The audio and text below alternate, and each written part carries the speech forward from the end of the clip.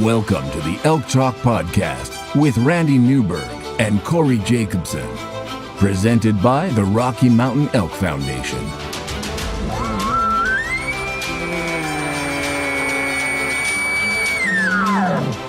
The goal is, what little you and I know about elk hunting, we share with people.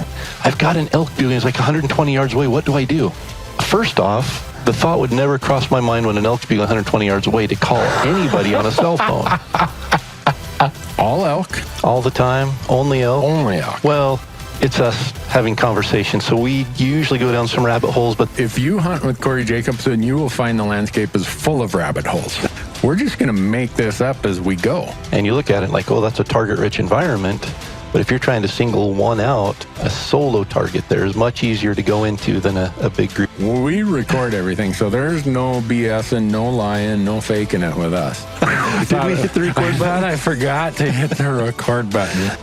If you want to know something about elk hunting, this probably isn't the podcast to listen to.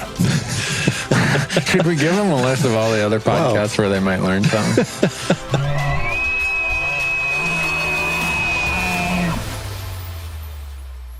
Folks, they don't even know that I hit the record button, so don't worry about this. It's me and Corey are sitting here with Bryce and David from Peaks. Where are we at? Like some top secret place? Yeah, it's a little cabin. It's a skiff. That's what they call it in Washington, D.C. That's Really? right. Yeah. Skiff site. This like Peaks Skunk Works lab or whatever? Yeah, you can't be Top penetrated secret? by the CIA, NSA, nothing. Corey, did you have to pass a background check to get let in here? No, I was the one that offered the background checks. That's not true because I'd have never made it. You didn't.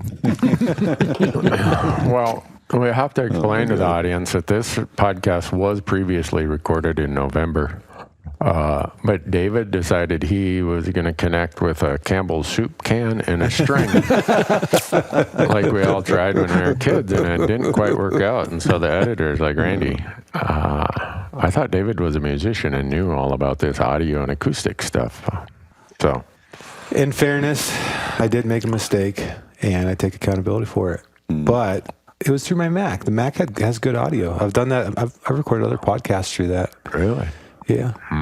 Probably not as high quality as the Elk Talk podcast. So. Right. This is, David, this is the Elk Talk podcast. There's no other elk. In retrospect, I should have tried fixing my podcast mic, which it was broken at the time. Yeah.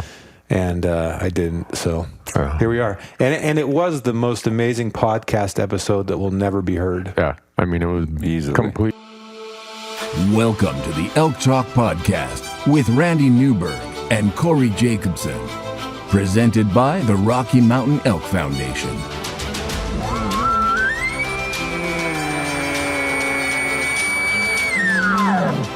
The goal is, what little you and I know about elk hunting, we share with people. I've got an elk building that's like 120 yards away. What do I do? First off, the thought would never cross my mind when an elk's being 120 yards away to call anybody on a cell phone. All elk? All the time? Only elk? Only elk. Well, it's us having conversations, so we usually go down some rabbit holes, but If you hunt with Corey Jacobson, you will find the landscape is full of rabbit holes. We're just going to make this up as we go. and you look at it like, oh, that's a target-rich environment. But if you're trying to single one out, a solo target there is much easier to go into than a big group. We record everything, so there's no BSing, no lying, no faking it with us. Did we hit the record I thought I forgot to hit the record button. If you want to know something about elk hunting, this probably isn't the podcast to listen to. Should we give them a list of all the other podcasts where they might learn something?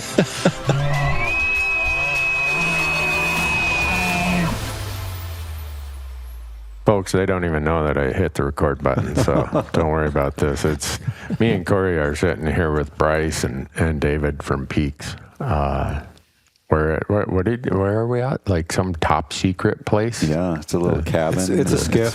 That's what they skiff, call yeah. it in Washington, D.C. That's Really? right. Yeah. Skiff site. This like Peaks Skunk Works lab or whatever? Yeah, you can't be Top penetrated secret? by the CIA, NSA, nothing.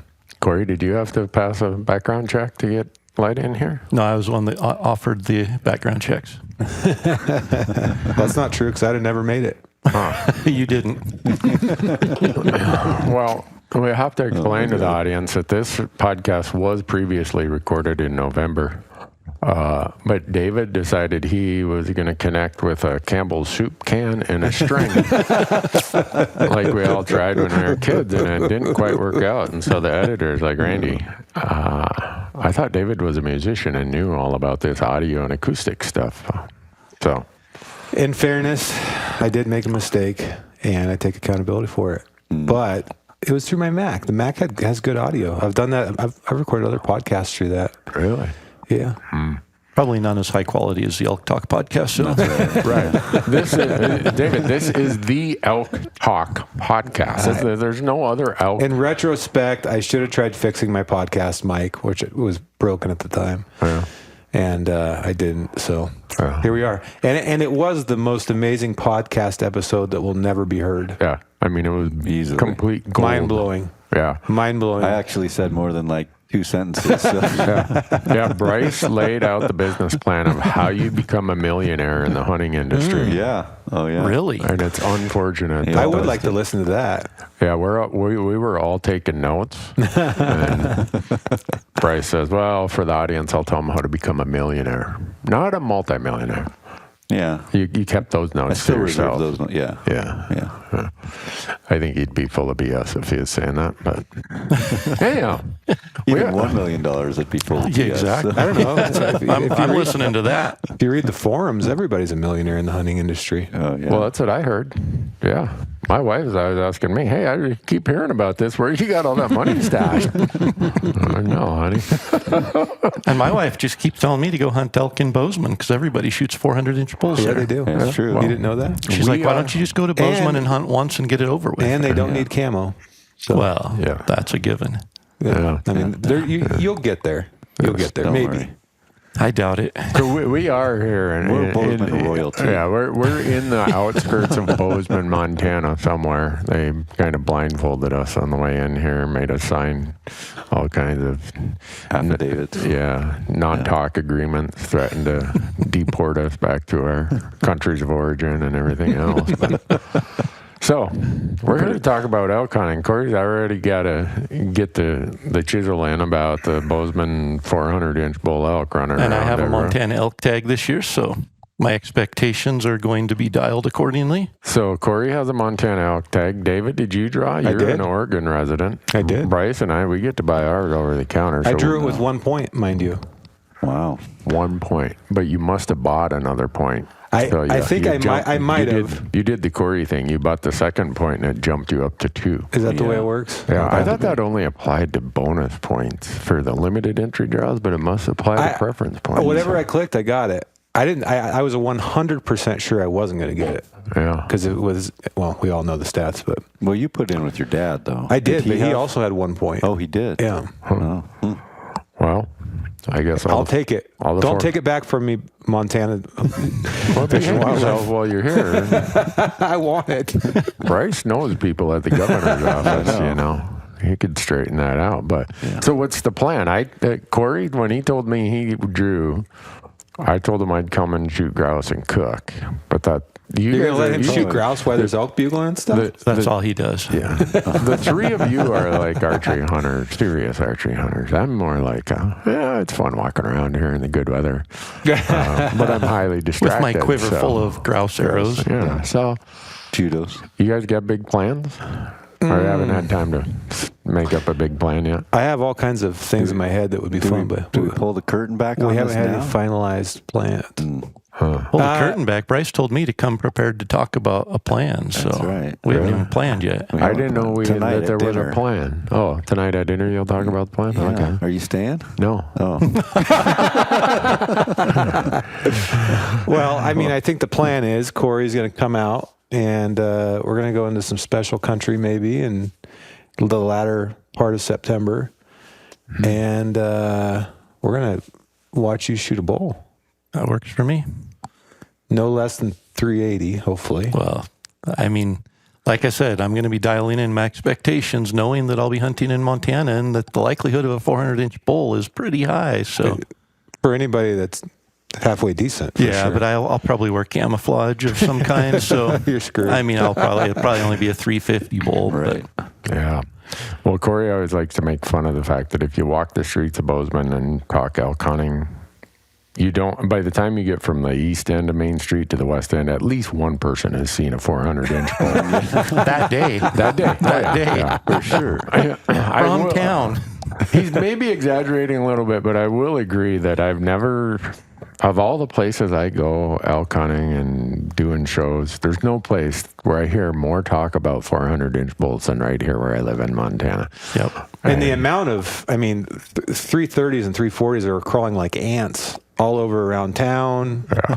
Oh, yeah, they pass us. Just an annoyance. They say, I mean, how are you going to shoot a big bull if you don't pass up the you can't kill the 340s? 40? You can't kill the 380s if you don't pass the 360s. That's what right. they say. Yeah.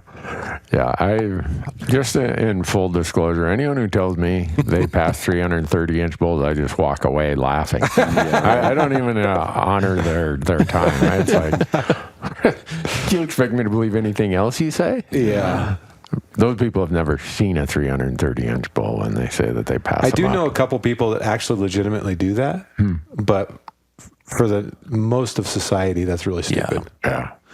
It'd be really stupid for me to do that. I wouldn't do it either. Yeah, same. I don't know that. One time I had an early rifle elk tag in Arizona in Unit 10, and I passed some big bulls only because I saw a whopper the 2 nights before season open that was, it's the biggest bull I've ever seen on alive ever.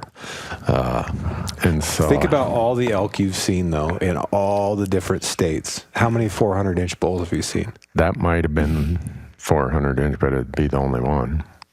What about you? I know you shot one. Not quite.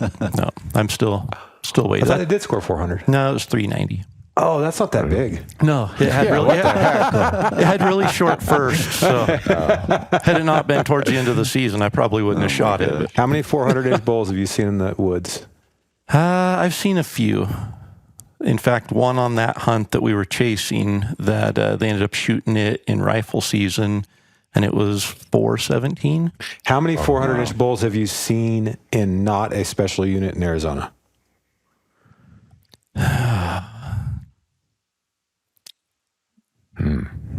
Drum roll. Yeah, not we'll in go Arizona. zero. If it takes him that long. No, I was trying to think if it was one or two, Oh, okay. but yeah, One or that's two? it.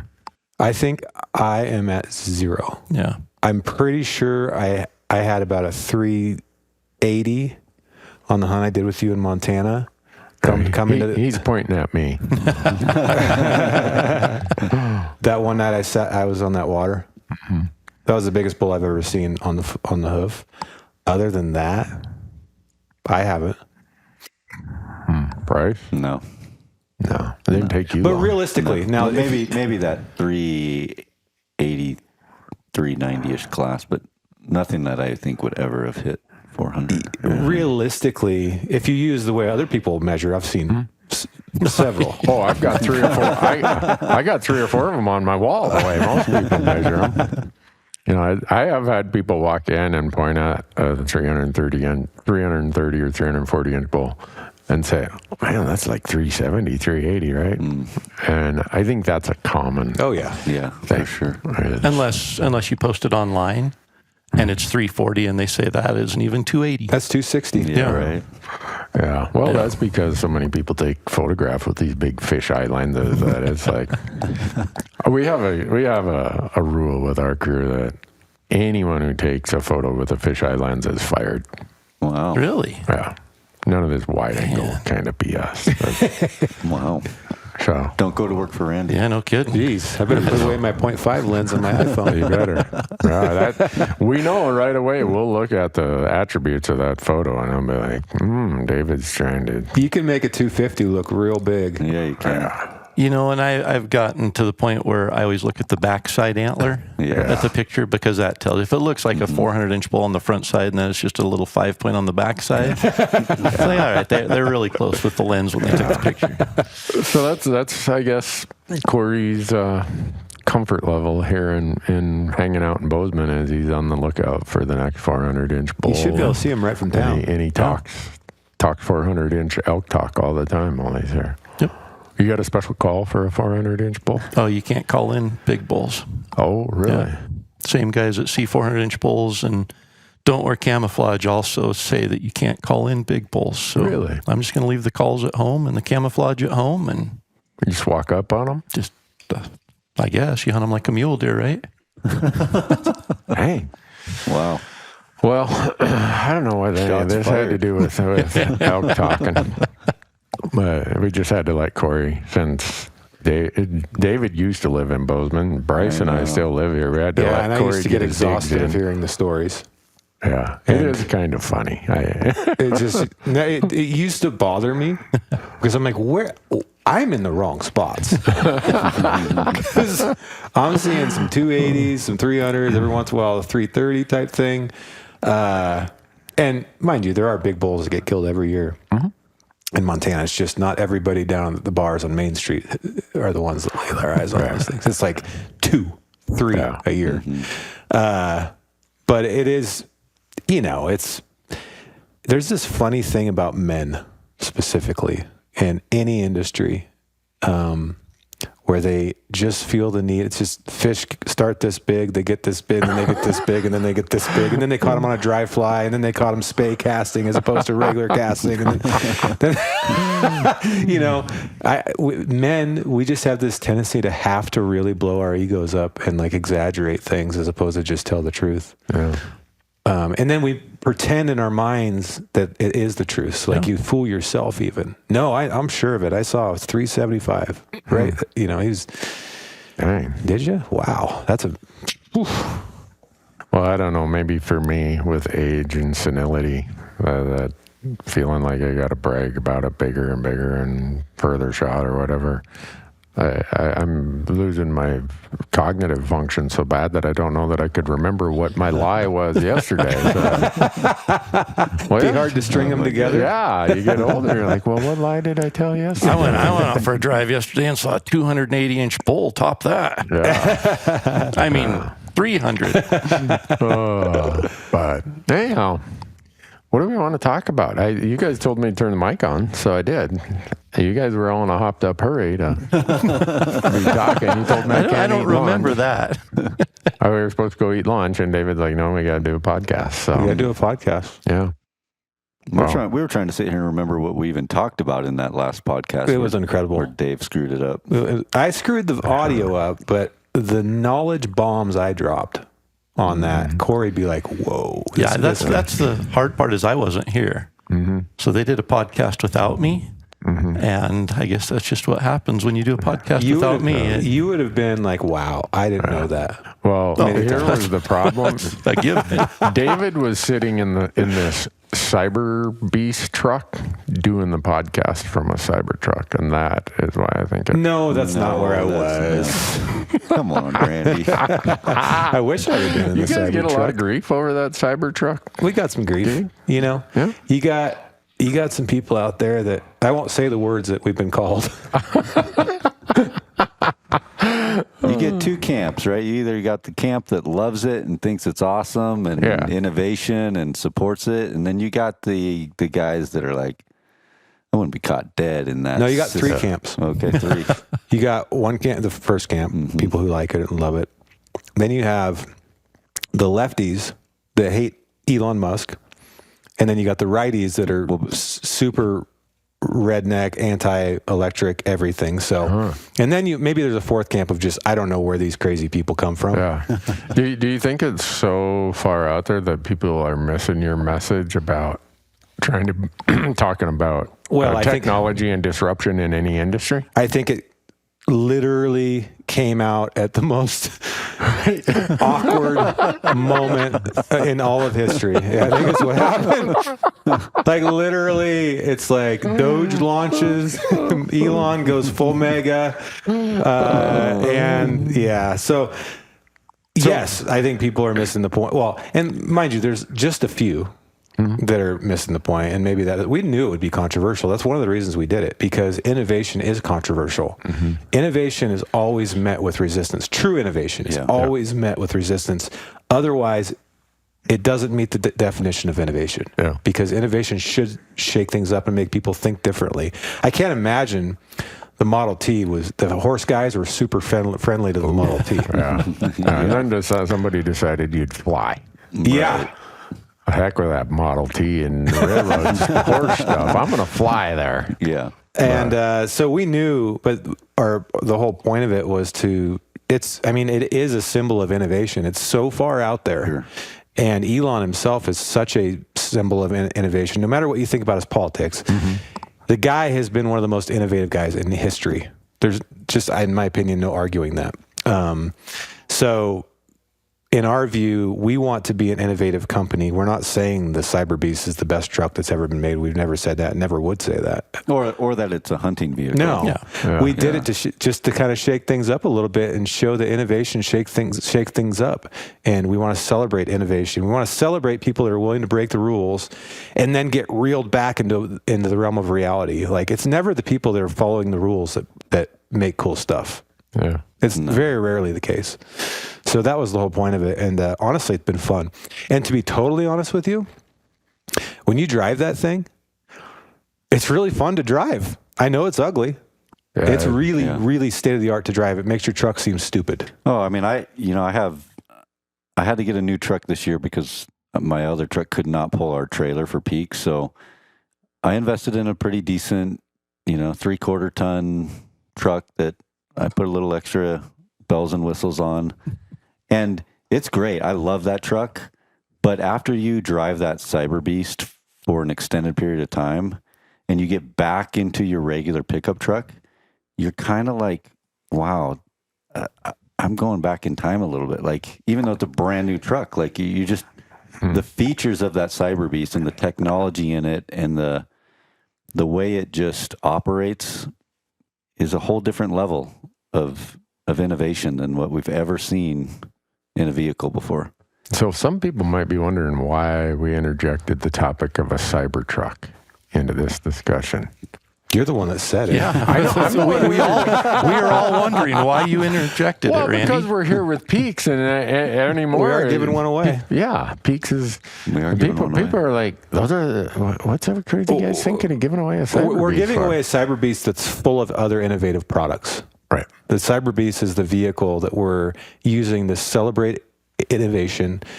And as you'll see rolling out over the next few months, we're adding products to it that are also celebrations of innovations that I won't mention. But it's going to be full of really cool stuff. And that's why I brought it up. And I took them to get a dilly bar in it. Yeah. Yeah. Heck did. yeah. They cut it out of the footage. Yeah, why didn't that make the footage? No. We'll talk offline. Actually, the reason they cut that out is because we have another plan for a dilly bar. Yeah, we have another plan for the dilly bar. You're going to get roped into another project. I was going to say, this better involve Randy. It does. Oh, it does. Do I have to sit in that god-awful, ugly-looking truck again? Yes, here we go. No. Randy would do anything for a No, dilly you're going to bar. have to do something even more stupid. We're taking you back to the 70s? Yes. Legitimately? Really? We're going back to the future. Yes. Really? Yeah. It's going to be great. Huh. You're going to love it. Okay. This is going to be a twist in the Cybertruck saga. Let me tell it's you gonna that. be awesome. Oh, Corey's over there. You're giving away a 1979 Datsun? You're not far off. Really? A B210 Sundowner. You are not far off. I'll tell you afterwards. For the audience that doesn't know, Nissan used to be called Datsun. Dude, the Datsuns. Yeah, baby. Yeah. They were Truck I sweet. learned to drive in Yeah. Did you? at about 9 years old. Huh. There's one that shows up at the coffee shop that I go to. Still? The white one still. He drives it every day. Yeah. Wow. I have a question for you, Randy. Yeah, but before that question, go to peaksequipment.com if they want to find out more about the Cyber Beast, right? Yeah. Okay. Yeah, and we're running this campaign. It's a year-long campaign for us. And like Dave said, it's all about celebrating innovation and the people in the hunting industry that have changed the way we operate as hunters because of all their innovations, whether it be technology, weapons, optics, apparel, gear. I mean, we have to acknowledge that our life is better as a hunter today than it was 20, 30 years ago. Yeah. So, All right. Sorry, I didn't mean to. Corner crossing. Yeah. I'm sure you guys have beat it to death on your show already, but We haven't actually. I want to talk about it for my own education because I read all these things online. Mm-hmm. Is it legal this year or is it not legal this year? Like every answer, it depends.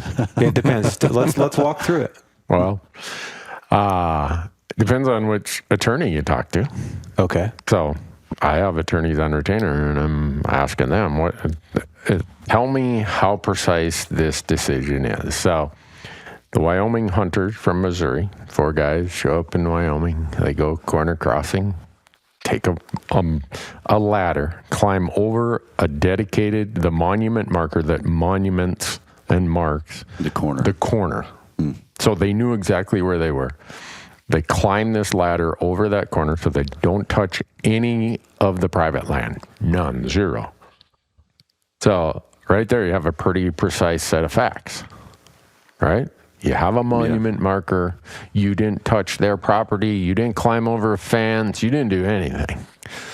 So precedent is always a function of facts and circumstance. So, and it was on federal land. It wasn't on state land. It was in Wyoming, which is in the 10th Circuit Court of Appeals. We're in Montana. We're in the 9th Circuit. So the 10th Circuit is Wyoming, Colorado, I think Utah, parts of Oklahoma and Kansas, something. Anyhow, it's a its own circuit there. And so most people would say that any decision that gets to a circuit court level or appeals court level will only apply within that circuit of the 10th Circuit. It's persuasive to other circuits, but not. It's not. You're not guaranteed that you're going to win. Not guaranteed. So the whole case was premised on this federal law called the Unlawful Enclosures Act. It says, hey, you can't unlawfully enclose lands to preclude the public or exclude the public from using those lands. That's a federal law, not a state law. So all of a sudden it raises the question, you got some intersection of 2 state pieces. Does that allow you to do that there? No one really knows. If you just read the exact facts of that case, the answer is probably no. But I'm not an attorney. I'm just asking a lot of attorneys, and they're like, I don't know how far the court would extend that. So basically, somebody with some cash has got to do it and help win a case in this jurisdiction. In the 9th Circuit, Yeah. But then again, they always look to what's the underlying state law first of all, and then they go up and up and up. And what would... let's just hypothesize that someone did it in the 9th District here in Montana, and it was a different set of facts and circumstances. Say it was a piece of state land and a piece of federal land, or 2 pieces of state land, or it was whatever it might be. It isn't the exact same facts and circumstances in Wyoming. Right. What would that provide a different outcome? Was that from federal to federal? Yeah. Okay. So that'd probably provide a different outcome. Well, then you'd have the 9th Circuit and the 10th Circuit. If they both were on the same page, even with different facts and circumstances, then most people would say, all right, that's the opinion of the courts, and no matter where you go, it's probably going to apply. Now, maybe the 9th came up with a different opinion than the 10th.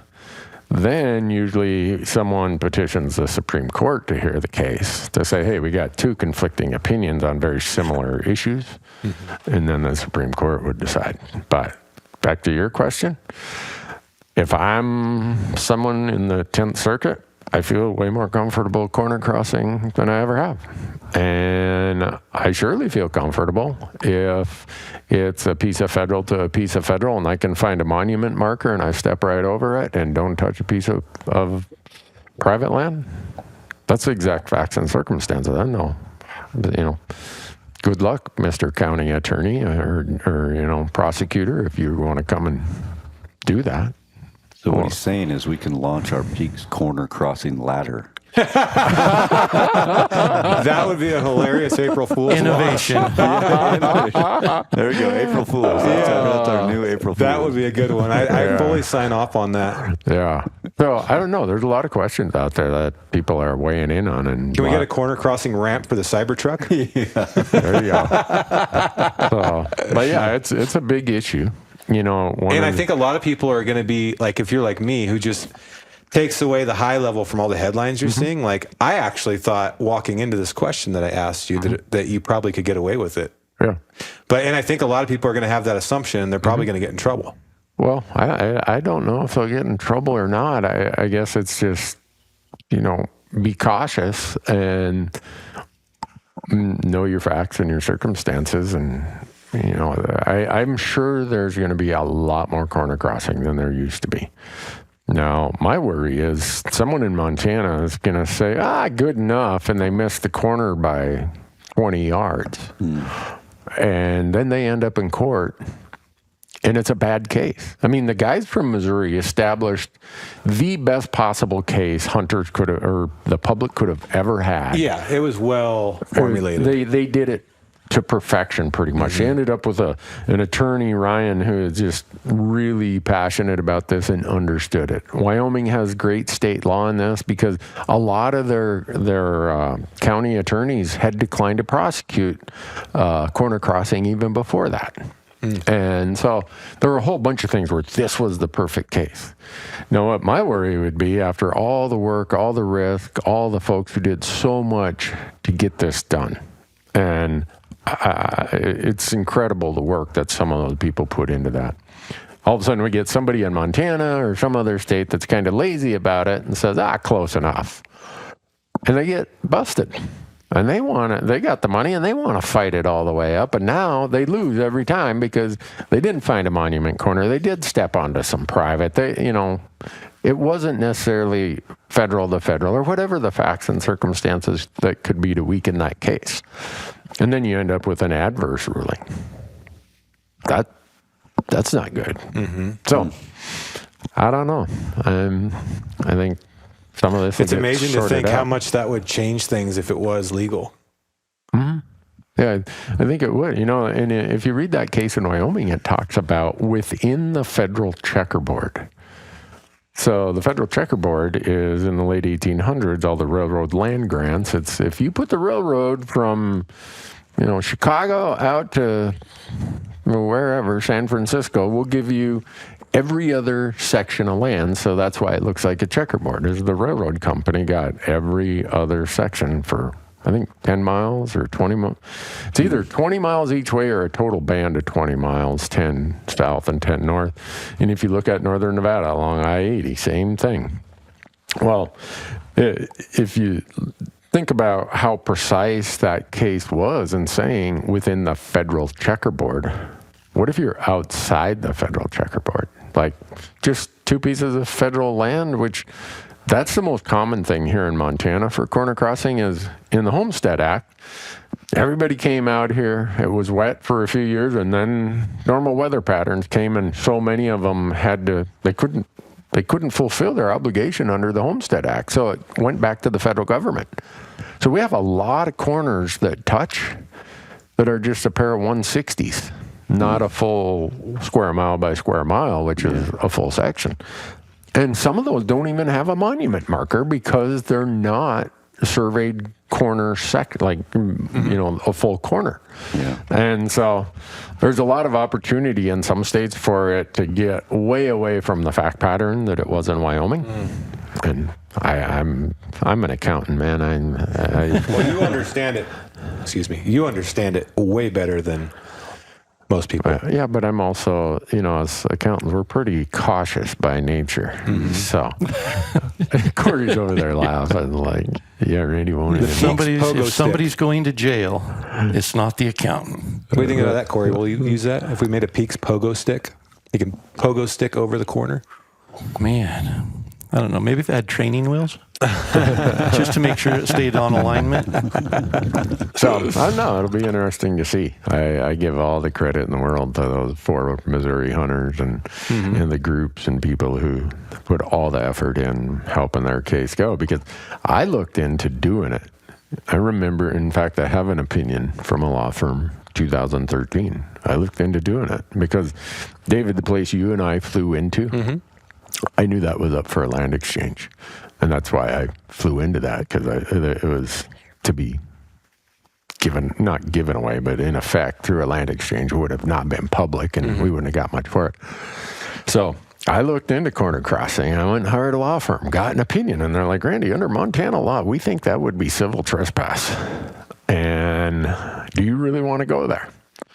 I'm like, no, I'm a firm believer in property rights. If attorneys tell me it's civil trespass, I'm not going to do it. Then, whatever it was, 10 years later, these guys, actually, we were in Park City, and I think it was Park City somewhere. Maybe it was TAC here in Bozeman. One of those guys told me, yeah, we know where you went on that hunt.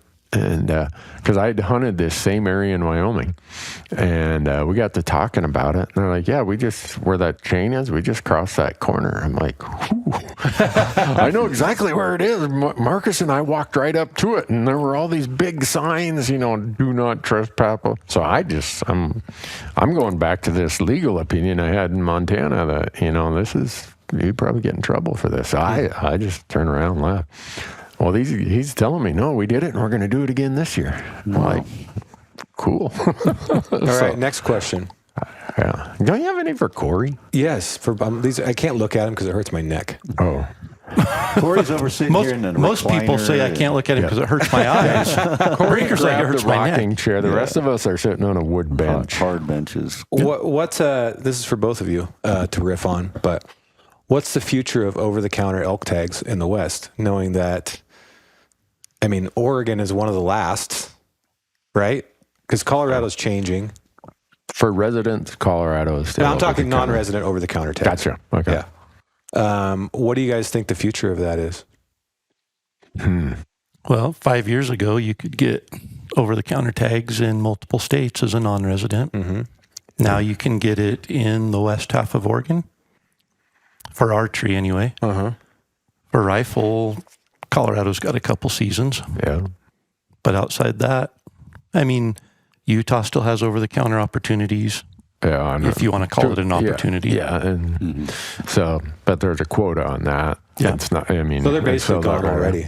And all it's going to do is push people. Like, I am going elk hunting this year regardless. I didn't draw Colorado. I didn't draw Montana. I didn't get in the right line in Idaho's debacle. So my only option is Western Oregon. So I'm going to go try that out. Well, it's only going to take a year or two of that getting inundated. That Oregon's going to change it. It'll be a draw for non-residents in Oregon. And I was surprised they didn't change it this year, to be honest with you. Yeah. You look at the growth of population in all of these states, and their residents are that's what drove it in Colorado. The residents are like, we're the residents here. And Colorado's population has just exploded in the last 20 years. And so they're like, hey, wildlife is the primary, if you want to call it, beneficiary under this trust arrangement is the residents. Mm-hmm. So the residents start saying, this is starting to really impact our opportunity. Yeah. And so that's what's driving a lot of this. And so like Corey said, though, it does displace. Either people give up, it'll be interesting to see the number of comments I've read that, I'm just done elk hunting. After the Colorado's going for non-residents this year, archery, you had to apply. And they set the quota so high, it looks like you could get some of them for a second choice based on how high they set the quota. But whether or not these people will follow through and they say, I'm just done. So either some will quit, or like Corey said, a lot of them will get displaced to some other area until that starts being the burden of pressure, and those residents in that state say, hey, enough is enough. Mm-hmm. And even then, I think the writing's on the wall that over-the-counter opportunities for non-residents is a thing of the past. Yeah. It's, especially if you want to hunt the typical, Rocky Mountain states of Montana, Wyoming, Colorado, Idaho. Mm-hmm. They've just, and it's not necessarily because of the hunting demand going up from non-residents. Because you look at Idaho. Idaho has a cap on non-resident hunting availability for elk and deer, and has for several years, and it reduced a few years ago. Residents still complain about all the non-resident hunters. Mm-hmm. Well, it hasn't changed. There's not more. The problem is the population in all those states have grown, and now you have all these resident hunters that are tapping into the the overall number of tags. Yeah. There's not a quota on resident hunters in a lot of states. And so as that population grows, something has to give. And it goes from over-the-counter to limited to more limited to hopefully not ever, but very limited. Could go away for a non-resident. The state isn't obligated to give non-resident tags. So No. Yeah, I mean, Wyoming's never had, in my adult life, has never had over-the-counter non-resident elk tags. They've had this general tag that was easier to draw back in the day, but they've never had, I mean, I'm sure they did at one point, but not in my adult life that I remember have they had over-the-counter. Montana has never had non-resident over-the-counter. When the economy crashed in 2008, 9, and 10, they didn't sell out, so you could come and get one. And then at the same time, we raised the price from like $600 to $1,000. And then we saw another drop in non-resident demand, but within 3 or 4 years, that the economy recovered and people looked around and said, well, that's about the same price it is everywhere else. It ended up being, where all those tags were selling out again. Yep. So it was interesting that Colorado left that over-the-counter option there for as long as they did. And like you said, David, it's pretty interesting that Western Oregon still has that. All I can say is they can have that forever in Western Oregon. I've went and walked through that country. I have zero interest in strolling through there. I mean, I know we're all non-residents to something. And I know for me, it's changed my mindset of how I look at hunts. Like this year, I told you last night, when I drew Montana, I'm like, okay, I dropped a couple other plans that I have. I'm like, I'm going to get this every 2 or 3 years or something, if I'm lucky. I'm just going to spend more time with the tags I do have as opposed to scatterbraining myself like I may have 10 years ago with a bunch of... And actually, as frustrating as it is, I'm actually looking forward to it. Just enjoy what you do get. Because especially if you live in the Midwest or the East and you want to hunt elk, it's like when you get an elk tag, you better come out and enjoy it. Oh, yeah. Because the years of that being guaranteed every year are over. Yeah. Basically, right? So those of us that live in states where we can get a resident tag, we're blessed. But I just fear someday that that's even going to be a problem that you're going to have to draw as a resident for a lot of these states. Yeah. I mean, is that the evolution of this? Is at some point? It seems like a logical evolution to me. Or draw only as well? You look at other states that have underwent huge population booms with a limited resource. Yeah, it has. Yeah. And, the other part of that becomes accessibility to the elk. Like in Montana, we're 2/3 private. And so the public hunter is getting more and more crowded on the public just because Montana's population has grown 50% in the last 30 years. So that added pressure on the public with federal agencies being litigated to no end, so they can't really do habitat stuff. So the habitat's starting to shrink in terms of quality on the public, and where do they all go? They go to the private. And so every state, if you looked at it, eventually that's where they end up. Look at Utah, look at Nevada, look at Arizona, look at New Mexico. They have a more finite, smaller resource base than Wyoming, Idaho, Oregon, Montana. But they had to do that. I mean, who would have? There was a time, I remember when I first started applying in Colorado or looking at Colorado, it was over-the-counter deer. And if you would have told people that you were going to have to draw a deer tag in Colorado as a resident in 1985, they'd have laughed you out of the joint. 10 years later, every deer tag in Colorado, resident or non-resident, was on a draw. So we're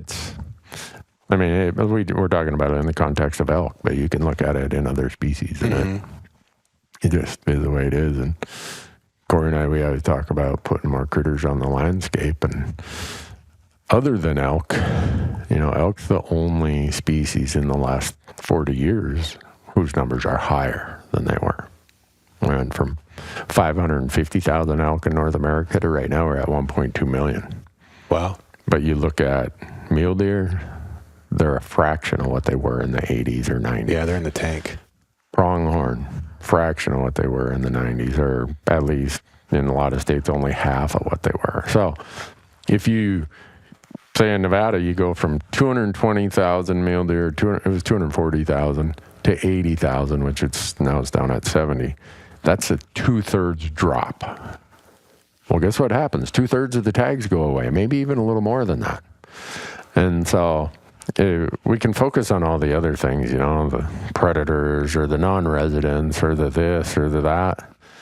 It really comes down to the habitat and putting the numbers of animals out on the landscape. And another big issue, the habitat loss, but also the access loss, right. That animals are going to go where they're safe. They're going to go to a sanctuary, and where there's such big tracts of private land in a lot of states, the animals will move there and stay there and not end up moving out like they used to. And if those places aren't getting hunted, the animals are going to be safe there, and they're not going to leave and get dispersed. And now your population counts might be great, but the accessible elk on public land that are available to hunt is only a fraction of that population. So when a state releases their population numbers, it can be a little misleading because the actual huntable population is not reflected in that. Yeah. It's an issue I've always had with those winter counts is a lot of those elk are not dispersed amongst the private at the end of the day. Or the public. The public. Yeah, they're all... Yeah. In Montana, we were supposed to, under the existing elk plan, only count the accessible elk. I know, but how do you do that when they're all congregated on That's the big question. Range? Right. Yeah. And so when we negotiated our elk plan, the hunters are like, we only want to talk about accessible elk. And so the back and forth, we'll only count the accessible elk. Well, then... exactly what you said, Bryce. Yeah. How do they only account it? How do you even define that? Right. Because a lot of those elk do go back to public, and some of them don't. And so depends on the time of year. Hunters negotiated on a point that they didn't get anything out of it because we can't. There's no way to really do that. And to Corey's point, here in Montana, we're up to 150,000 elk. In 1990, they said that we had about 85 to 90,000 elk. So everyone's like, oh man, look at the huge increase. Just about all of that increase has been in central Montana, more of the prairie country, the foothill, broken country. Region 1 in Montana is not even, when I say not even a fraction, I mean like less than 10% of what it used to be. Northwest Montana is all public land. Yeah. Well, there's not even hardly any elk there to even count anymore. Then you go I can confirm that fact. I hunted there last year. Well, yeah, you should have called me. I would have told you. Or 2 years. What was it? Anyways, a couple years ago, and I spent 5 days. We saw one bull that we killed. This is actually that we killed, and that was basically one of the only fresh tracks I saw. Yeah, and I hiked a lot, and I was like, "This is really, really bad, guys." Yeah. And so I think that. From my standpoint, as Corey points that out, that really is part of the issue too. Isn't just the total elk count. It's where do people have access to the elk, and where they have access, have the numbers went down or stayed the same? Yeah, for the most part. But then you got even more people in the places where you have access to, and the places you don't have access to, elk numbers, they're like, shoot more of these elk, shoot more of these. Well, let us there to shoot something. Well, we don't want you there when our fee hunters are there, And I understand that, but it creates a dynamic that how do you either put elk where the hunters are through habitat, or you find ways to move the elk off the places hunters can't get to, or you find ways to get hunters to those places that currently we don't have access to. Mm-hmm. Is that Montana's block management program was really built around that, right? Yeah. Trying to give hunters access onto private land. Yeah. How successful has that been? If you look at the enrolled acres, people would say no, it's declining. Mm-hmm. But that's not just the program. That's a lot of other pressures. The number of ranches, I've lived here 35 years, and the number of, I call them portfolio ranches, the Wall Street guy needs ranch number 5 in his portfolio. There are a ton of those. Yeah. And in terms of total acreage, it's a huge amount of acreage. And they don't care about a $6,000 block management payment. They don't want public hunters running around their ranch. Sure. The state doesn't have enough money to convince those acreages to be enrolled in the block management program. So then there's leasing by hunt clubs. Yeah. Private people go and lease. There's leasing by outfitters. So there's a lot of things that go into why that has dropped in Montana. When Montana started our program, the block management program, Wyoming looked at it, and then they went to what's called the hunter management program. And they get way more big game access per dollar spent, if you want to measure it by acreage or number of animals taken, than Montana does. They make our program look like a waste of money. Really? Yeah. Wow. Wyoming does an unbelievable job in what they get for a return on that. They both states call it private lands, public wildlife, PLPW, but Wyoming went about it a different way, and they get a lot of big game hunting for elk, deer. What's Wyoming doing so different? Because you look at habitat, things like that, there's not a big difference. Right. But you go to Wyoming and they have predator problems. They've got as many predators as any other state between wolves and grizzly bears and everything. But they still have robust numbers of huntable animals, like not just overall populations, but when you go there, you're into animals. Yeah. So what are they doing? Right. Well, they have way more limited entry units, even for residents, than, say, Montana. Let's compare Montana, Idaho, and Wyoming, because they all have a lot of elk, a lot of public land. Wyoming has way more of their state on limited entry, even for the residents. They have shorter seasons. Like in Montana, we get 6 weeks of archery. Then we get 5 weeks of rifle, and then we get 10 days of muzzleloader. All with one tag. All with one tag. Yeah. You don't think that amount of pressure isn't habituating elk to say, you know what, I'm not ever going to leave this alpha. These elk that used to go migrate up onto the mountain, they're like, you know what, I'm just living down here on the farm my whole life. Not only that, those ones died. Yeah, so, the migratory ones all died. They got shot out of the gene pool. It's not even them deciding, they're dead. Yeah, so Wyoming has that. Wyoming has their equivalent of block management. They measure and score their properties that they enroll based on how much other access it gets you to public lands. Oh, wow. Whereas our block management program, there's none of the scoring system of, well, this property gets us to this 10,000 acre block of BLM land. Yeah. So Wyoming can look at that, and their scoring and ranking system of how much they're going to spend and where they're going to spend it just gets them a way higher return when it comes to that. But Wyoming's harvest rates or success rates make Idaho look pretty pale, and Idaho makes Montana in some instances look pretty pale. So, Montana, if you look at just bull elk harvest, the average, it'd be even worse if you excluded the limited entry units, is 14, 15%. Wyoming, it's 40%. Yeah. So what's Idaho? 15 to 20. Yeah. That's for all seasons, all tags. Bull. But bull elk harvest. Bull elk harvest, rifle, archery. Yeah. One of the things that helps Idaho is they allow spike elk hunting in most of their units. Montana, branch antlered only. So they're going to get a year older by the time we start shooting them. But when do you think Montana's going to shorten their seasons?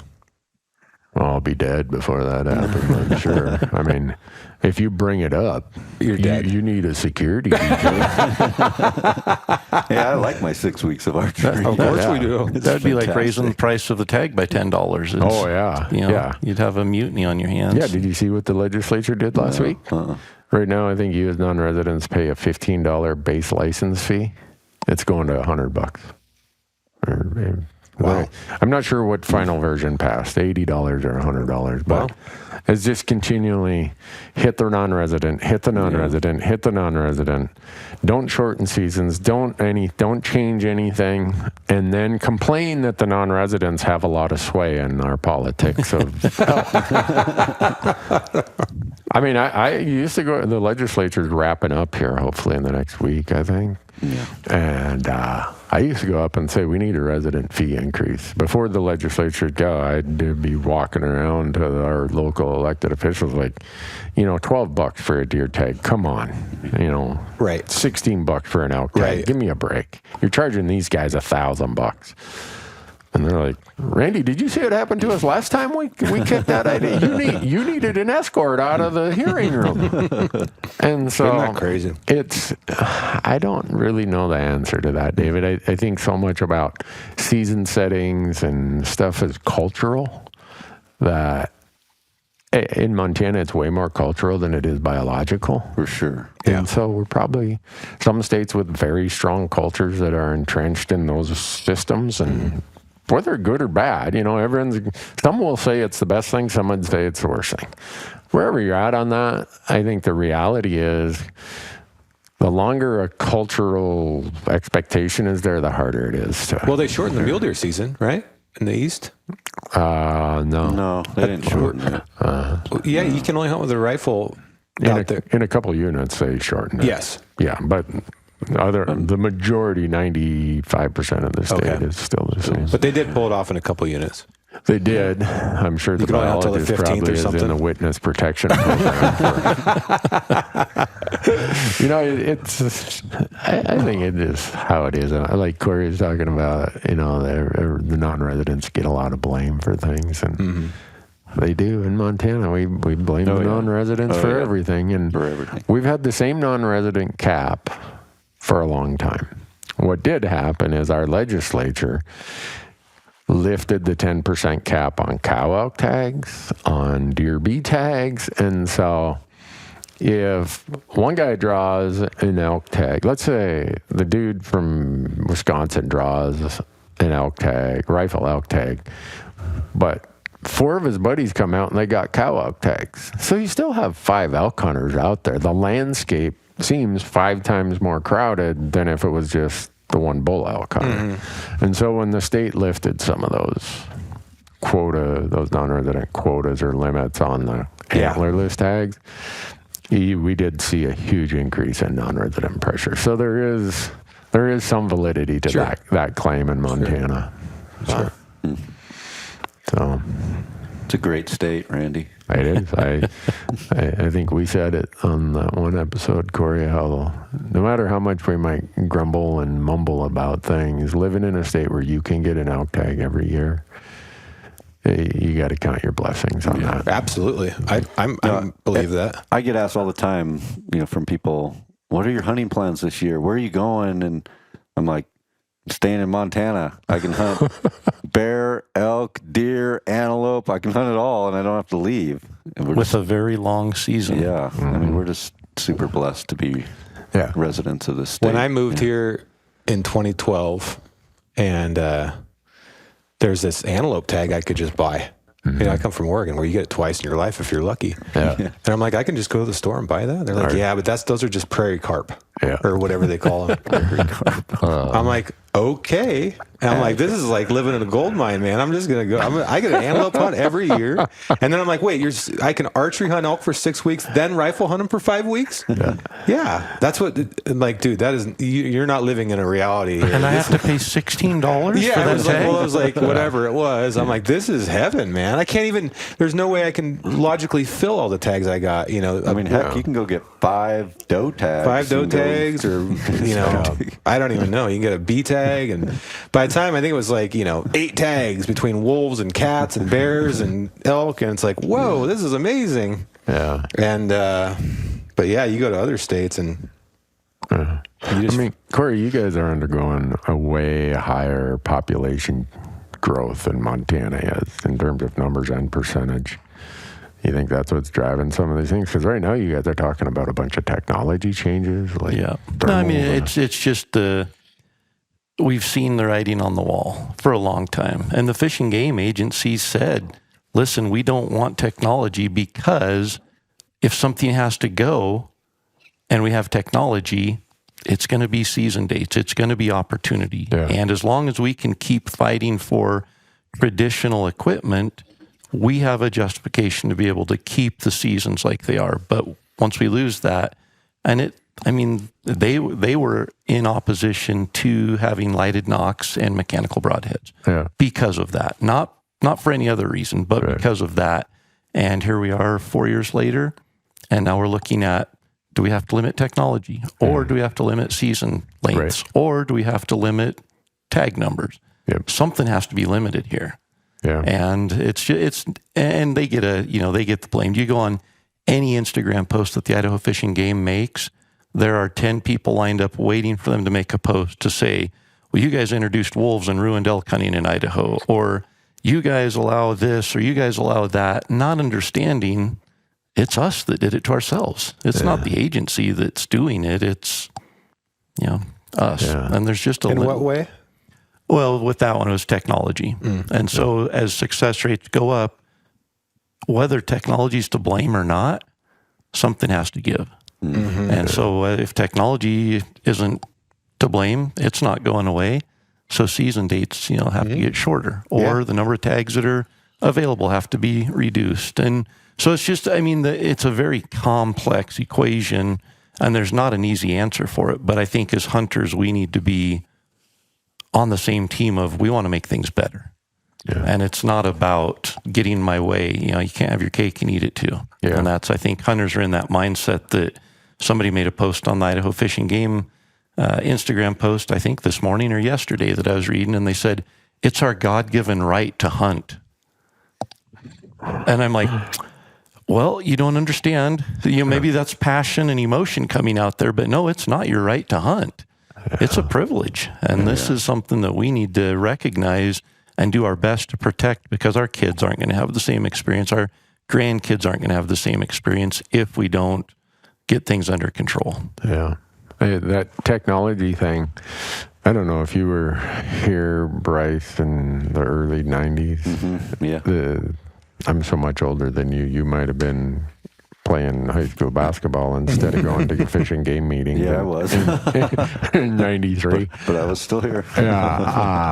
But I remember going to the meeting on North 7th at the what used to be the Holiday Inn. And they had these season-setting meetings, and I think it was 93.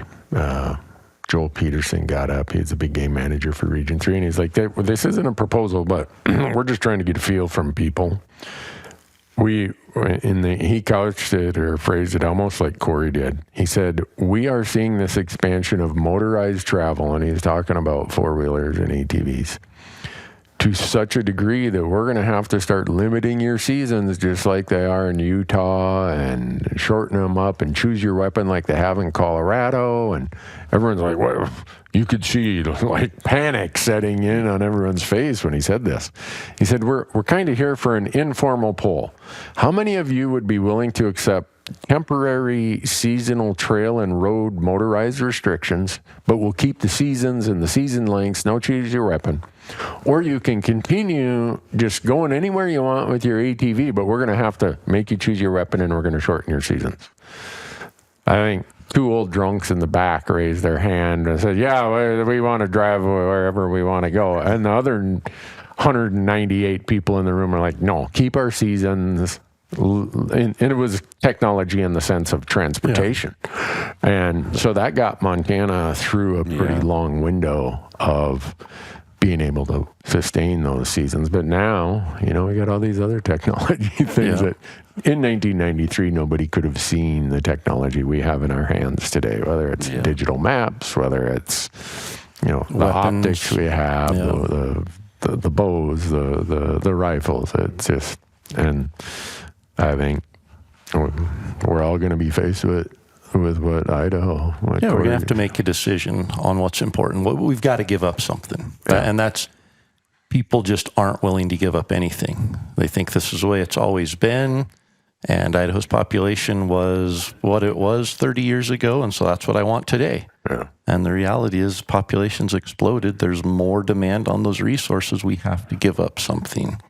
And it's not a matter of, I'm the same. I want to fight to keep what we have. But we've got to be strategic about that. And we have to look at what's the answer, what's the solution? Because the solution, it's like wolves. When wolves showed up, everybody shoot, shovel, shut up. Well, That works great for a few people, but it's not a management plan. And the wolves are here. So let's get ahead of this and let's find a way to manage them so that it doesn't have the impact it's going to have if we don't. Because if we don't come up with a solution, the solution that's left is not going to be pleasing for any of us. So that's kind of where we are with technology and with season dates and with opportunity is let's find a solution that's going to work and let's think about the future because population is going to keep growing. Yeah. So I don't know if that helps anything. It might cause everyone listening to kind of be down in the dumps. You guys got anything good to talk about today? The problem with that conversation is people aren't willing to have the conversation while also remaining in reality. Yeah. They only want to have it with their emotions and their cultish belief systems based on what they shoot or what they do or what. And I've talked about this a lot. We're talking about you and I just had this conversation about like when is technology too much? Who gets to draw the line? How does that line get formulated? How do we ever agree on a line?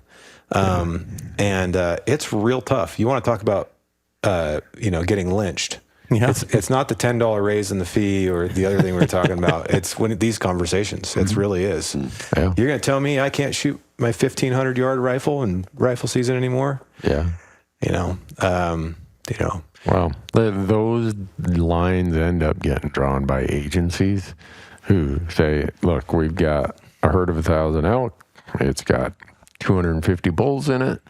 We can take 50 of those bulls a year. Well, if success rates keep growing, tag numbers have to keep dropping to maintain the 50 bull harvest that population can sustain. It's just, those who are good at math, it's really not a mystery. Yeah. Not only that, but they're predicting how many animals are shot and not recovered and actually die. So they have to work that into the harvest as well. Yep. And now when you have somebody shooting 1,000 yards with a rifle across a canyon, is the chance that they're hitting something and not recovering it go up? Same with archery. People shooting 100 yards with a bow, or they shooting an animal and it's getting away and they aren't finding it. So there's all of these other components. It's not just about how many filled tags are out there. Yeah. It's all of these things that got to take into consideration. And when you have the capability of shooting 100 yards with a bow, it's kind of up to us to make that decision that I'm not going to do that because if I lose an animal, and I think we've all lost animals. That's the thing. We understand that. We regret it. We don't want to do that. We do everything we can to prevent that. But there is going to be a part of it that is a natural part of hunting. But when that starts going up and harvest starts going up and population starts going up, something's got to give. Yeah. So I think that this is if hunters have any legacy that we can look to, we historically have been willing to do what's best for the resource. We've always self-moderated on behalf of the resource. Going back to when seasons started, the first hunting season or license requirement in Montana was in 1886. They no longer, I can't remember what it was, you couldn't set fish traps for trout or something like that. That was one of the first game regulations. Wow. And you're only allowed like 10 a day or something. I can't remember. Going back in time, hunters were the first ones who started self-regulating, started paying into this system. And as much as people might not want to hear it today, that has been the legacy that got us to where we are today, that we self-regulate, whether it's the technology we use, the individual decisions that we make when we're out there hunting. Because if we don't self-regulate, someone's going to regulate for us. Yeah. And it's not going to be somebody that's an advocate for what we do. No. Yeah. It's going to be somebody that's an advocate for what they don't want us to do. Yeah. So, but back to that whole technology thing, this cyber beast thing. Here we go, full circle. Nobody's going to be hunting elk in a cyber beast. Yeah, well, no. Well, you say that, we're going to throw an elk in the back of that thing this fall. That thing is so ugly. I think if I broke down and you